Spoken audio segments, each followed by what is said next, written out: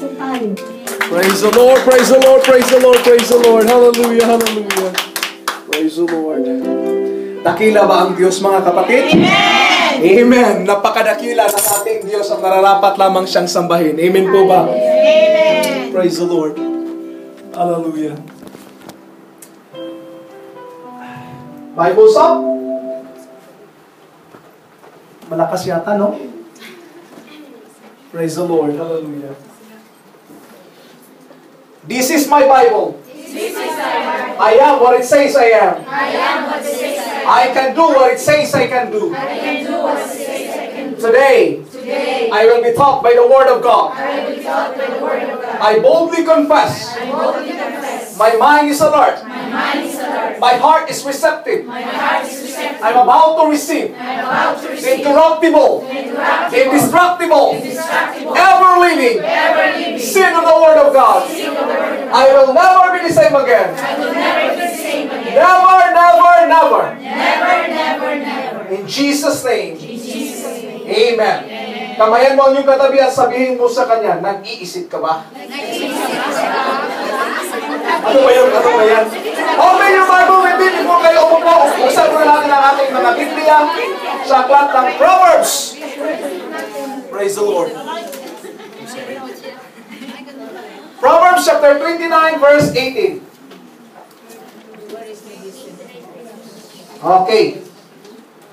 Nakita nyo na?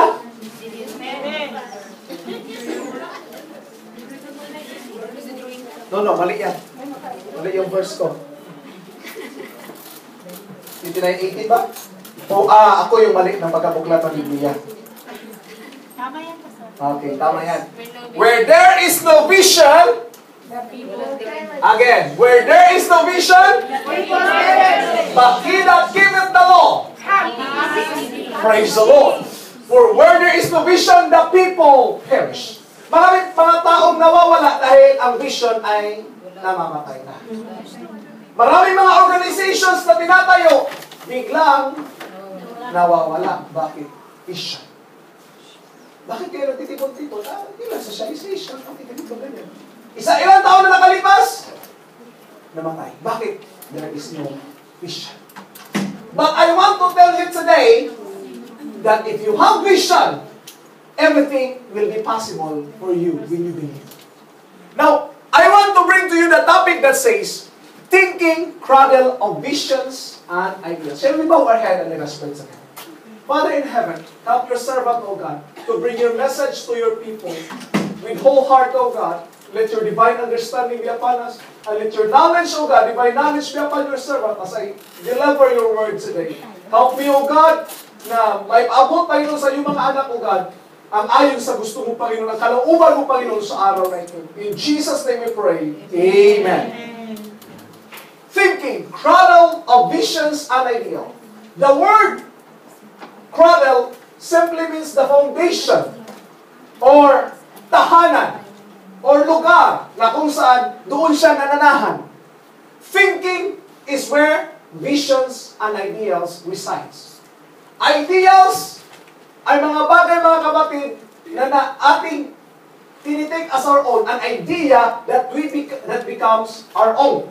Now, pag-usapan natin yung visions and ideas. Anyway, patuloy tayo. Proverbs 29 verse 18. For where there is no vision, the people perish. Maraming mga kapatid na mga gawain, o maraming mga activities, o maraming mga grupo ang nagkukulaps dahil walang vision. But when we start to have vision, that's the starting point na naka-fire up ang ating mga buhay.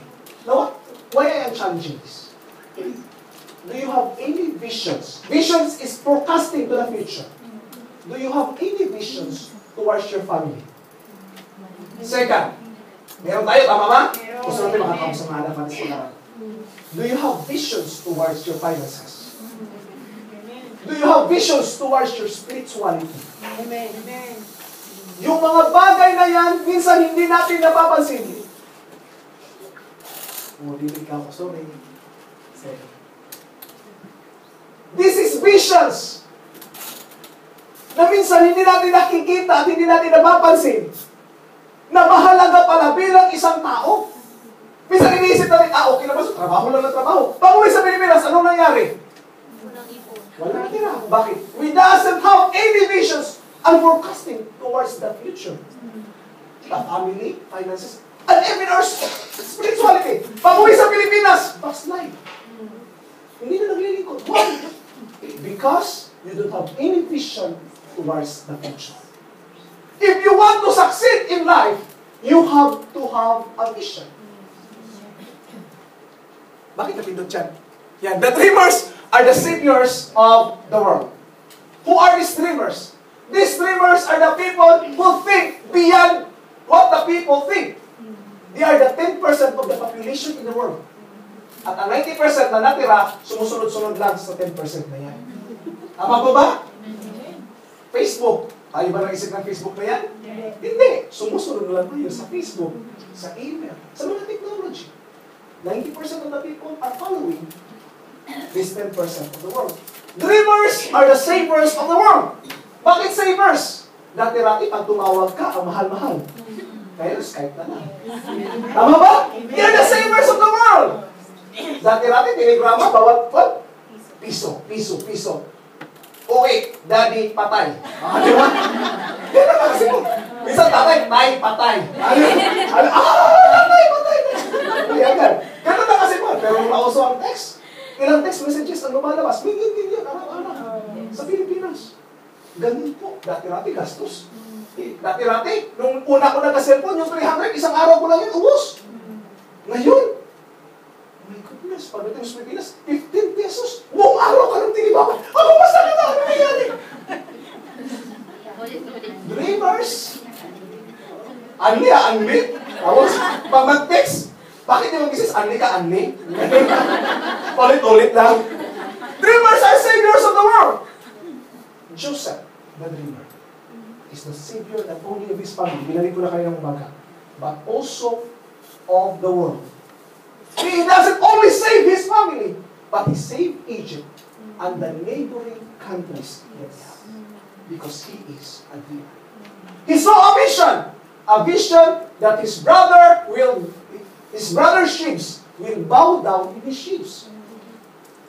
Para ba sinasabi niya, your resources will bow down to my resources. At totoo nga, wala nang magawa yung resources ng mga kapatid niya. Kaya humingi sila kay Joseph ng resources niya. They bow down. Later, nanaginip na naman siya about these moons, stars, and sun na nagbabow down sa kanya. Which representing the kingdoms, which representing authorities and rulers. Oo nga! Mula sa prisuhan, diretso sa palasyo. Layo ang niliparan. Ilang steps ang kanyang niliparan bago dumating siya dito. At lahat na nandito sa gitna ay nagbabow down sa kanya. Governors in every provinces, heads of every area, I believe na napakalaki ng kingdom nila. Because Egypt during that time ay kilala. Dreamers are the saviors of the world. Now, who are the dreamers that we have? Anyway, si Joseph, nung na-promote siya, hindi nagbago ang kanyang ugali. Sinabi niya, pinapunta ko dito ng Lord, dahil alam ko, ililigtas ko ang ugali. Hindi nagbago ang ugali niya. Dahil yun ang tunay niyang pagkatakot. Hindi po nakakatakot abutin ang gusto natin maabot. But, sinabi ni Jim Rohn, beware of what you become in the pursuit of what you want. What do you want in life? Do you want your children to finish? Graduate? Bakit? Para baka magmayabang naman ako, nakagraduate yung mga anak ko. What pursuit? In what way? Beware of who you become in the pursuit of what you want. I have a desire to become a multi-millionaire. That's my personal desire. Hindi ko pa rin pwede ilagay ito sa iyo. That's my personal. But the question is, what will happen to me if I will become what I want? So beware of what you become in the pursuit of what you want. What do you want in life? I don't know. Pero isa lang ang gusto ko mangyari sa buhay ko. I want to please God in everything that I do. Amen. Lahat ng bagay. This morning mga kapatid, ay ganito mo ngayon, araw ba ito pinost sa ordinary radio natin? Yung, what in the world are you doing? Sino nakasunod mo? Hindi pa? Kagabi ba yan? Kung na-post ko mga kapatid sa Facebook, follow gosharp.com/ordone. That is our radio. So you can follow me on that radio. Every day, mga kapatid, meron tayong devotionals. Ginamit ko doon. What in the world or what in earth are you doing here? At ang sagot ko, I want to glorify God. Bakit? Maraming mga tanong. Ay ba? Gusto kong mag-milyonaryo, gusto kong mayaman, gusto kong maging doktor, gusto kong maging prinsesa, gusto kong maging hari, makaasawa ng...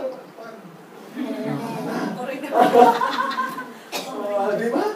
That is our dreams. No? But beware of what you become in the person of what you are. Hindi po masama that we have dreams. Hindi po masama. Then how to achieve these things? First is cherish. He who cherishes a beautiful vision, a lofty ideal in his heart, will one day realize it. Do you have a lofty ideals? Do you have ambitions?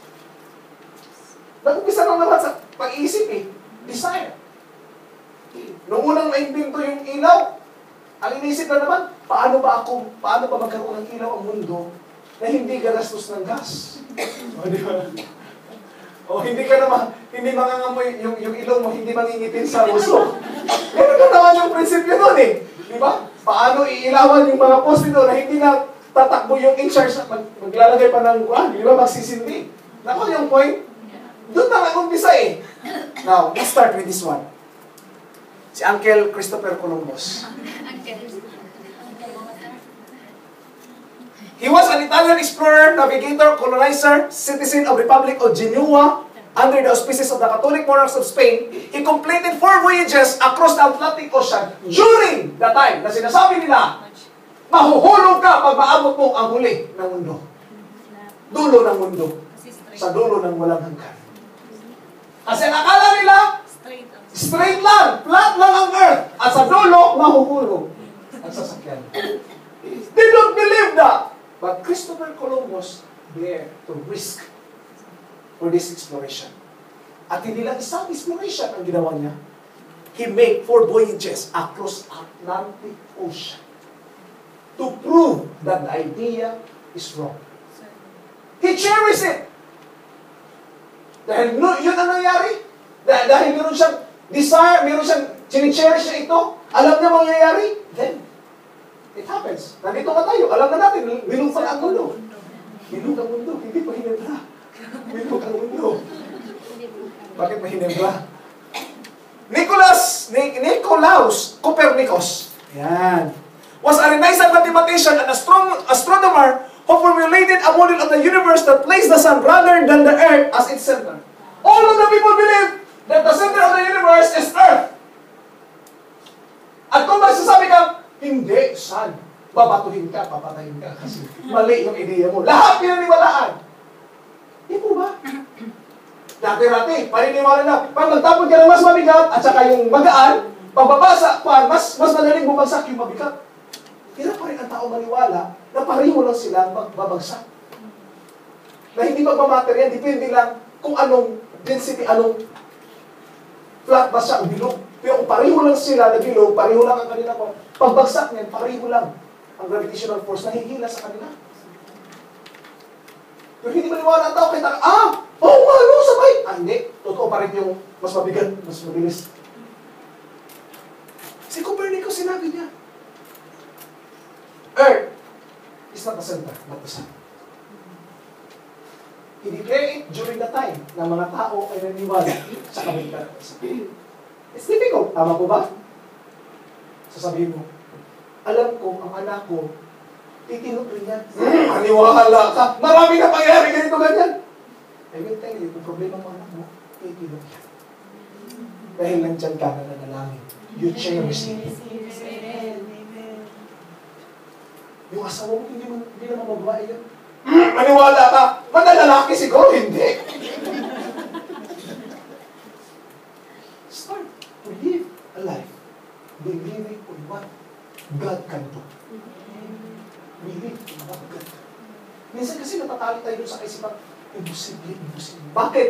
Nung nanampalataya ba tayo, sinabi ba ng Diyos, imposible kita iligtas, ang dami mong kasalanan. Sinabi ba ng Diyos? No! Kahit anong kasalanan man yan, mula nung nakaraan hanggang ngayon, kayang patawarin ng ating Panginoon, kahit sigitin man yan ang angkitran. Uling o ano man yan. Saya kasi yung angkitran eh. Yung spalto. Sigitin man yan yung spalto. I don't care. God can cleanse it. Sino pa? Si Tatay Henry Ford. Lahat naniniwala na mas masaya pa rin yung horse and carriage. Pero sa kanya, sinabi niya, may bagong teknolohiya, sasakyan. At hanggang ngayon, nananatili ang sasakyan niya. Ford. Albert Einstein. Yung kasing genius ko. During his time, habang pinapatay ni Hitler, ang lahat ng mga Hudyo, siya nag-i-explore. Paano nangyari yun? Dapat nagtago siya. No? Pero hindi. During sa time na tinitira ni Hitler, ang maraming Hudyo, siya ngayon ay nag-iisip. Lumalago, naging professor pa. At nakadevelop ng formula na ito. EMC squared. Church, sometimes natatalo tayo sa maraming mga panahon na yung kaisipan natin hindi mangyayari. But I will tell you, mangyayari kung mag-umpisa tayo magkaroon ng pananaw sa kinabukasan. I am seeing a vision of this church. People might condemn me of saying that I am seeing 2,500 Filipinos being saved. Condemn me for saying that. But I strongly believe na ililigtas ng Diyos ang maraming Pilipino sa bansa ito. At naniniwala akong pupunuin ng Diyos ang iglesia ito at hindi na ito ang lugar na kung saan tayo nagtitipon. Church, I'm casting vision today, believing that we can reach more Filipinos na magbabago pa ang buhay nila. I believe, mga kapatid, na narating ang panahon. Sasabihin sa iyo, alam mo, salamat, dinala mo ako sa simbahan. Nagbago ang tatmulong buhay ko.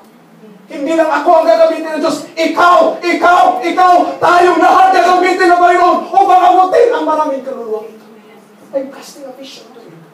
It's why it's impossible, Pastor. It's impossible. Hindi namin nakikita. But remember, believing is seeing. Hindi tayo to see is to believe. Believing is seeing. We have to believe in order for us to see. You cannot see this vision if you won't believe. I am praying the prayer of a prophet. Sinabi ng kanyang servant, Master or prophet, napapalibutan na tayo ng ating mga kaaway. Tumawa ang prophet, sabi, ano ka ba? Mas marami sila na nakapalibot sa kanila. And the servant said,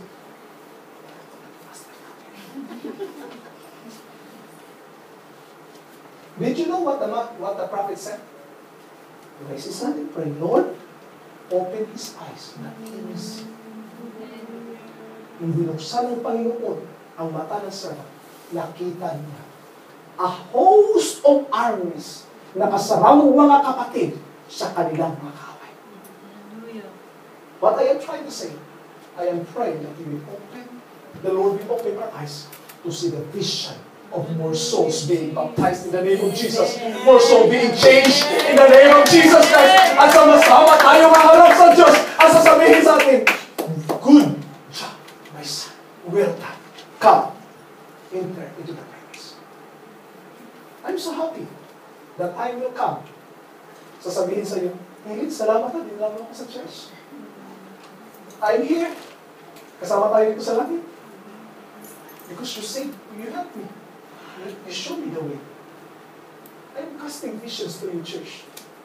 What are you seeing in the future? Gusto ko makikita. Isa pa lang yung anak ko. Kung madalaglagan mo yung mga anak ko, makikita ko rin sa langit. What I want to see is all of you, we will meet in the air with the Lord. At kung hindi pa man babalik ang Panginoon sa taon na ito, sa susunod ko man na taon, kung uwi mo kayo ng Pilipinas, I want to see you na naglilingkod na matapat sa payo. Sabi niyo, Pastor, salamat at naging bahagi ka sa buhay ko. Salamat, sister, na naglilingkod ka sa Diyos. Mari sabihin mo, Pastor, nandito na ako sa church. President na ako, Pastor, dito sa church. Church of the living God, I am casting vision. Start to cherish what you have vision. What you have envisioned, what are the ideas that you have. Hindi ko alam kung ano ngayon ang nasa isip mo. Nakaupo ka ngayon dyan, may mga visions ka na nakikita. No? Nakikita mo sa mukha ko, siguro pera. Nakikita mo sa mukha ko, bagong bahay. Siguro nakikita mo sa akin, marami kang in-envision, no? Hindi ko alam kung ano nakikita. But I will tell you, I want to challenge you. Mayroong naniniwala sa iyo na mararating at maabot mo yan. If you put your trust in the Lord Jesus. If that is your vision, then the Lord will fulfill it. But do not stop with cherishing it. What is the next step? Desire. The Bible tells us, delight thyself in the Lord, and He shall give thee. Commit thy way unto the Lord, trust also in Him, and He shall bring it fast. Ano susi? Let our heart be in tune with God. Nakikinig ba kayo sa 99.1? Ganon, 11.1. Ano yun? MOA. Pero pag i-tune mo, 11.2, ganun, di ba? Tama ko ba? You are not in tune. Hindi malinaw yung boses, hindi yata eh. Ibang tune ito eh. Parang dito, all love radio siguro to. O, di ba? Nalilito ka, 90.7 yung love radio eh. Ay, hindi. Iba eh. Because you are not in tune. If we are in tune with God, madali natin marinig ang boses ng ating Panginoon. If we are in tune with God, hindi malabo ang ating pandinig. When we are in tune with God, we can receive clearly from the Lord. And delight yourself into the Lord, and He will give the desires of your heart. May desire ba tayo? Yes. Yeah. Binanggit ko na kanina, hindi ko alam kung anong inisip mo, but the Lord, you have a vision. First, cherish it. Second, desire. How a desire? A strong desire that the Lord will give it to me, and I desire it, O Lord, but I will give my heart to you first. Bago kuman siya kunin. Your vision is the promise of what you shall one day be. Your ideal is the prophecy of what you shall at last unveil. Vision and ideals. Church, I have a lot of ideas in myself. I have a lot of visions that I'm seeing in this ministry. But I believe it will never happen if I will remain cherishing it, remain desiring it, without aspiring and working it out. Ano mangyayari kung nakaupo ka lang, ay, sarap, I desire it, at wala kang gagawin? You are just dreaming. Nanaginip ka lang. Gising. Sabihin mo sa katabi mo, nananaginip ka ng gising, hindi ka nakatulog.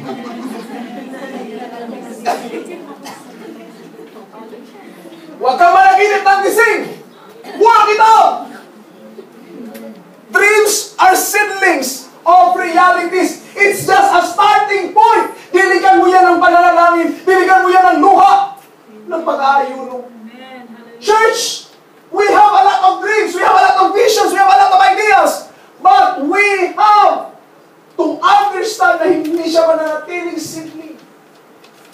Umpisa lang yan. Kailangan natin diligan, arugain, payabunin, bigyan ng fertilizer kung kinakailangan. Did you know that our mind is like a field? Na kung itatanim, hindi ka magtatanim ng tunay na binhi, tutubo ang mga damo. At kung hindi mo bumunutin yung damo, kakainin yung tinanim mo. At hindi magbibigay ng magandang ani o bunga kung hanggang Nung nagkabunga na rin yung tinanim mo mais, nandun pa rin yung damo, nauubos ng nutrient, nandoon sa damo. Ganon din ang isip natin. Yung negatibong pag-iisip, yun yung mga damo. Na kung hindi natin bunutin, kakain niya sa mga positibong bagay. Sa mga bagay, may tinanim natin sa ating mga pag-iisip. Dreams! Aspire it. Work it out. 2 Timothy chapter 2, verse 5. And if a man also strive for masteries, yet he is not crowned, except he strive lawfully. Work it out. Huwag ka lang, pakuya-kuya ko eh. Ay, nanaginit naman ako, pastor. Nag-desire ako eh. Nag-aspire, nagkuhan ako, pastor. But you have to aspire it. Work it out. Bakit? Hindi po sapat na upo lang tayo nun sa isang kilid na masasabi, alam ko, darating din yan eh. Ano trabaho mo eh? Wala. Wala! Darating din yan. Hindi po mangyayari yan. God only respond to the people who are diligent in their work. The Bible tells us, be diligent in your work. Be diligent in the business that you have. Why? Because we, as Christians, have to understand na may pagpapalang darating sa mga kamay ng tatrabaho. Sabi ng Biblia, I will bless the work of thy hand. Kung wala kang minuwork, wala kang bless. The Lord will bless the work of our hands. If you want to be blessed, then we have to work. Huwag upo at, darating naman yun eh. No. We have to start believing, but we have to aspire it, to work it out. Now, gusto kong tingnan niyo ito. 2 Timothy chapter 2, verse 7 to 8. Sabi niya, I have fought a good fight of faith. Si Apostle Paul is a good example. I have finished the course. I have kept the faith. Henceforth there is laid up for me crown of righteousness, which the Lord, the righteous judge, shall give me at that day, and not to me only, but also all them also that love His appearing. Pinangit nun, I have finished the course. May matatapos ka ba kung wala kang sisimulan? Wala. Simulan. Aspire, work it out. May mga panahon marami tayong mga visions. No? Alam mo, gusto ko talagang, gusto ko talagang makalipat na ng bahay. Gusto ko maibinta kong bago. Ano ginagawa mo? Sa umaga ganito kasi busy ako pagkukuha sa anak ko eh. Pangalawa, ganito ganyan. Tapos nakipag-chismisan ako pagkatapos nun. If you will not know anything about it, even a slight action, it will never happen. Small action na po kailangan, hindi po malakihan action. You want development in life? Ganito, kung nagigising ka ng alas 5, palagay natin, alas 5 ka nagigising, at gusto mo ng development, makapagbasa ng Biblia, hindi ka nakapagbasa talaga pag alas 5 ka na gumigising. Ibig sabihin, gusto mong magbasa ng 15 minutes. Simple lang po. Gumising ng 15 minutes earlier, 15 minutes lang, earlier, ng 5 o'clock, ibig sabihin, 4:45, gising ka na, magbasa, at least pag 5 o'clock, pwede ka na gumawa kung anong gagawin mo, mag-prepare pa kung magtrabaho. Tama po ba? Extra effort, small work. Small work lang po yan. Maliit lang po siya. Hindi gaano malaki. But I will tell you, matatapos din yan. Kaya nga kung mapapansin natin, the word is aspire. Eagle Scout aspirant. When I was 15 years old, nag-aspire ako to become an Eagle Scout. Akala ko madali lang. Kailangan mo palang i-earn 21 badges. So, kailangan ko siyang trabahuin. Iipunin ko mula nung grade 1 ako hanggang sa high school ako. So, inipon ko siya. 21 badges. Natutulog ako ng every weekend. Umaatin ako. Sumasali ako doon sa training camp. Talagang, yung gumapang sa kanal, yung umikot-ikot, yung slide for life, at may na-disgrasya pa, munti ka na mamatay. Ako sabi ko, ako ang kasunod dito. Slide for life! Mag-slide ka, papunta ka doon sa sapa, na brown. Mas malinaw ka siguro yung Jordan River.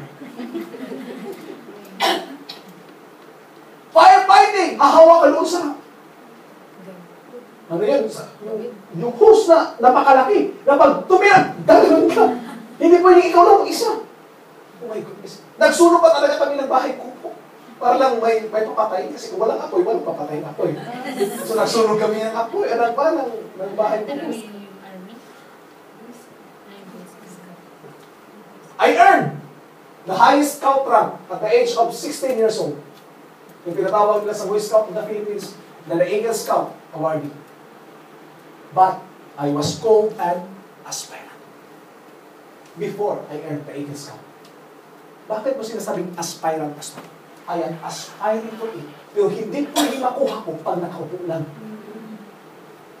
Did you get my point? Huwag kang umasa na mangyari yung gusto mo mangyari pag nakaupo ka lang at wala tayong gagawin towards the attainment for that. Gusto mong makaahon sa utang? Ang tanong ko, nagkaroon ka ba ng debt reduction plan sa income mo ngayon? Kung wala kang ginawa na debt reduction plan, hindi ka makakaahon sa utang na yan. Madadagdagan pa yan sa susunod na taon. Promise. Yes. Make a debt reduction plan. Paano yan? Hindi mo kaya magbayad na malaki. Regular ka na mabayad. Tama ba? Magkatas ka na at least 3% from your regular income. Is-is mo na.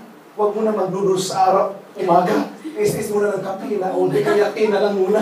Tapos isang kubos. Di ba?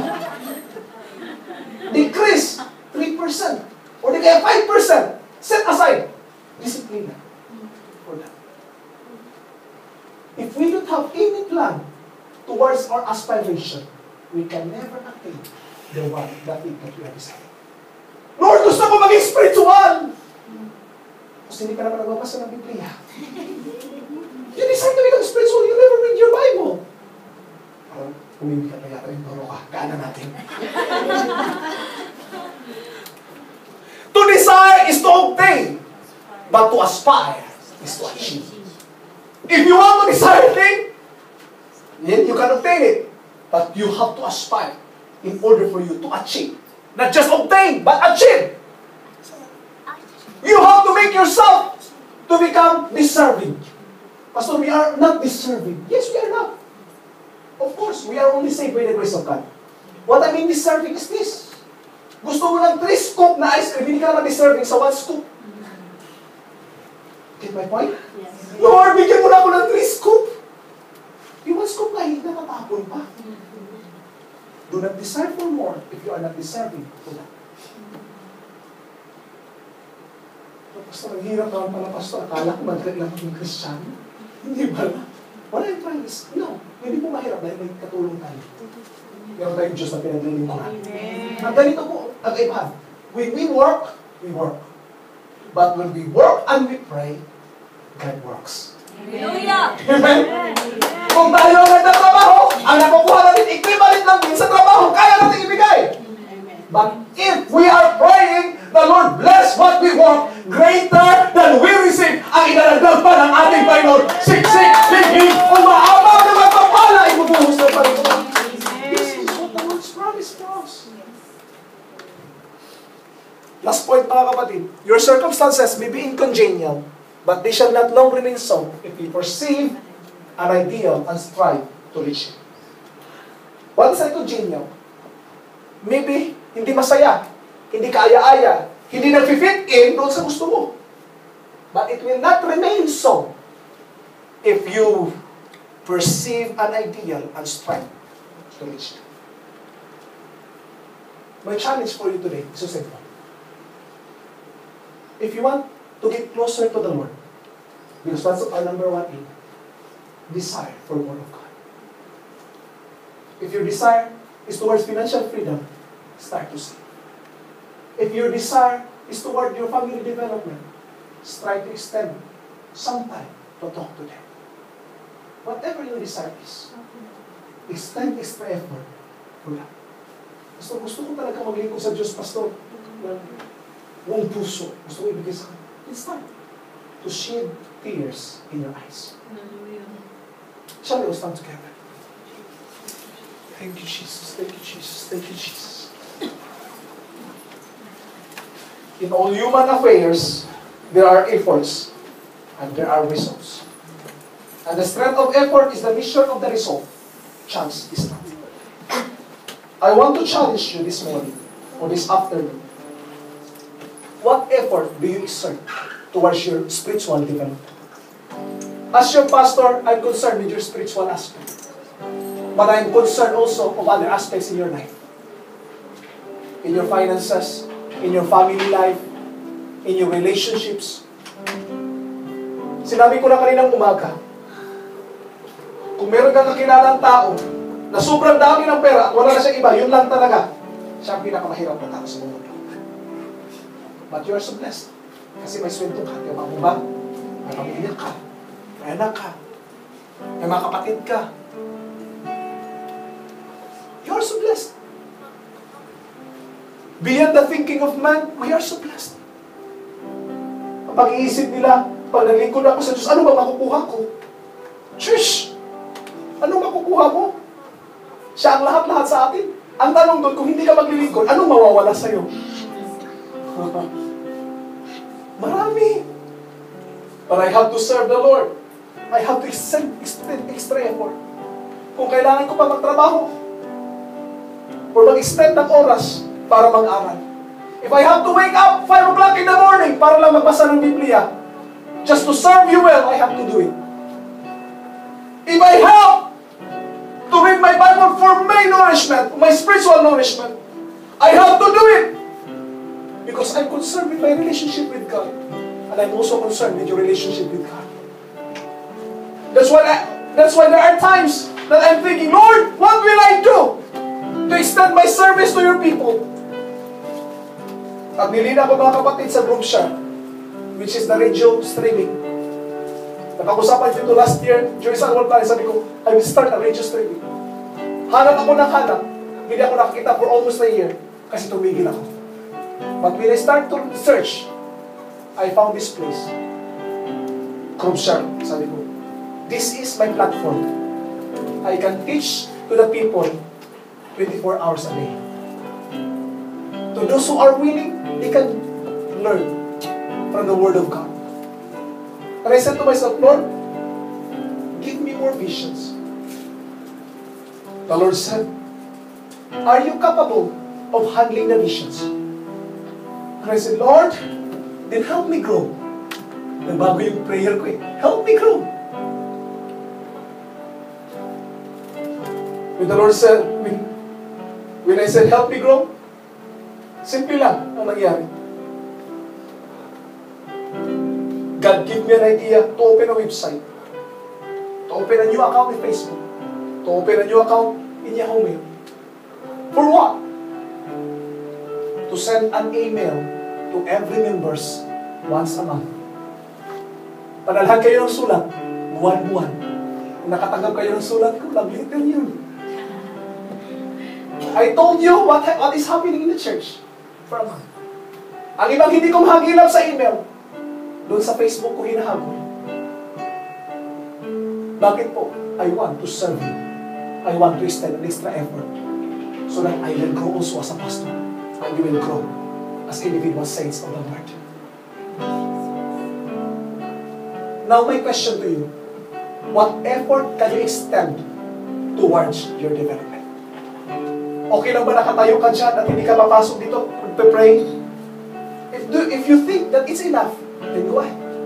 Pero kung sa palagay mo, Lord, hindi sapat, Panginoon, na nakatayo lang ako dito. I want to extend extra effort, Lord. Kung dati-rati, sabi nga ni Brother Paul, di ba makaraan? Extraordinary. Kung dati-rati sa upuan ka lang, lumabas ka konti sa upuan mo, itaas mo ang kamay mo, extraordinary na yan. Make an extra effort, and you have an extraordinary. You've done an extraordinary job. Kung nakasanayan mo na pumunta dito sa harapan, why not come to this altar and say, Lord, I am doing the extraordinary. Akala ko hindi ko kaya kasi nahihiya ako. Pero ngayon, Lord, lumapit ako sa presensya. Lumapit ako sa altar upang lumapit sa presensya. Now, my invitation is so simple. We have to have visions and ideas.